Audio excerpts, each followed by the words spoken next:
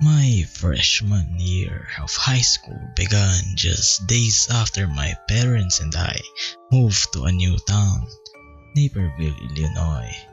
They told me about the move just weeks before it happened. I was opposed to the idea, to say the least. I had spent my entire life in Kentucky. It was where all my friends were.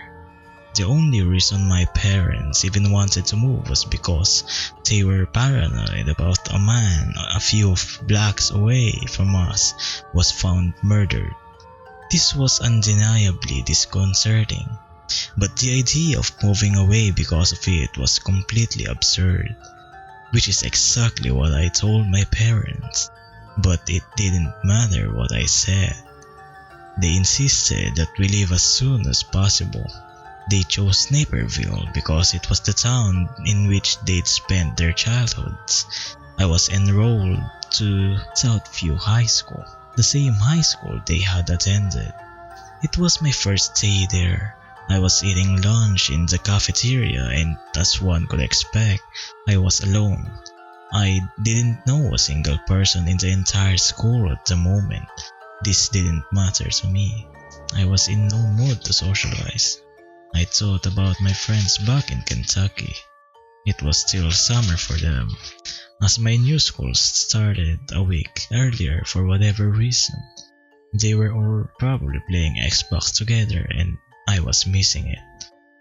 I looked up to see an older boy walking in my direction. He was probably a senior or at least a junior.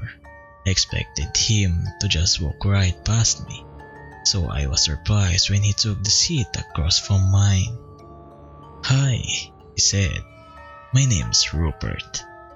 Flummoxed by his decision to converse with me, I simply replied, "My name's Jeffrey." It was then that I noticed that he didn't have a lunch tray. "Where's your lunch?" I asked. He shrugged. "I don't need one." "Do you not have money?" He shook his head. "No, I'm good, don't worry about it." "Okay." I stared at him with fascination. His look was right out of the 1980s. He wore a thick leather jacket over a white t-shirt and had long blonde hair that he wore in a mullet. I presumed this was because he wanted to be unique, which I thought was laudable. "You new here?" he asked. "Yeah," I said. "My family just moved here from Kentucky." "How do you like it so far?" he asked.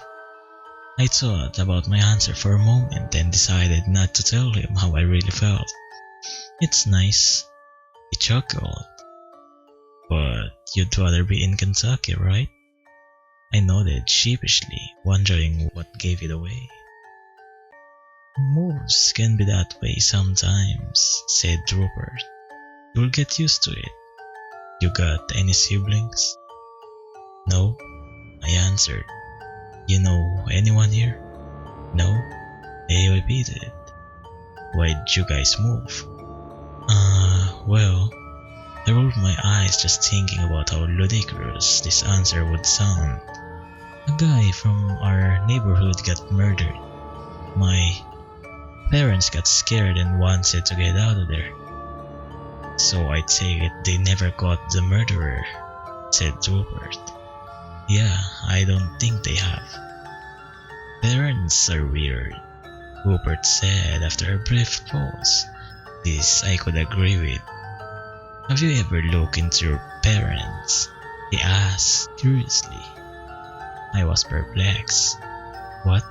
You mean like Google them?" Yeah, something like that." "No," I answered. "Why?" He shrugged again. "You'd be surprised what you might find. You should do it sometime." "Okay," I said, still a bit mystified. Lunch ended shortly after. 4 hours later, I was sitting up in my room working on my math homework. My teacher assigned a double-sided worksheet on the first day, something that had never happened at my old school or any other school I'd been to. The moment I finished the worksheet, I stood up and walked to my door. I could finally go and play Xbox. I hoped that some of my friends were online, but just before I left the room, I remembered Rupert telling me to look up my parents. I couldn't deny that I was a little curious. I decided to do a quick search and walk over to my computer. Looking back, it would have made more sense to search for them individually, but I googled them simultaneously, typing in my mother's name followed by my father's.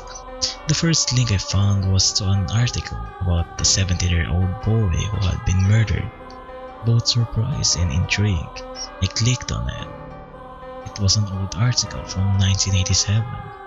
The first paragraph explained that the boy had been found stabbed to death in a forest in Naperville, Illinois.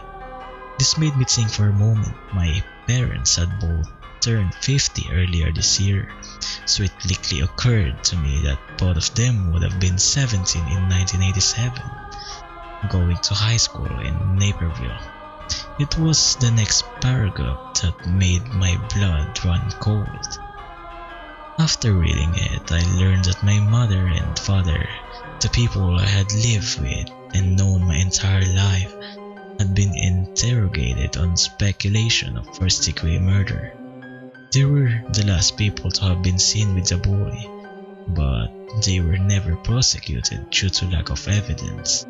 I sat there in shock for a good 5 minutes, questioning everything I knew about my parents.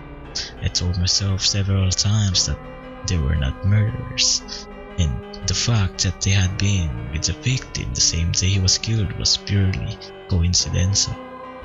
I became more confident that this was the truth, and finally looked back at the article to see if there was any more information, which there was.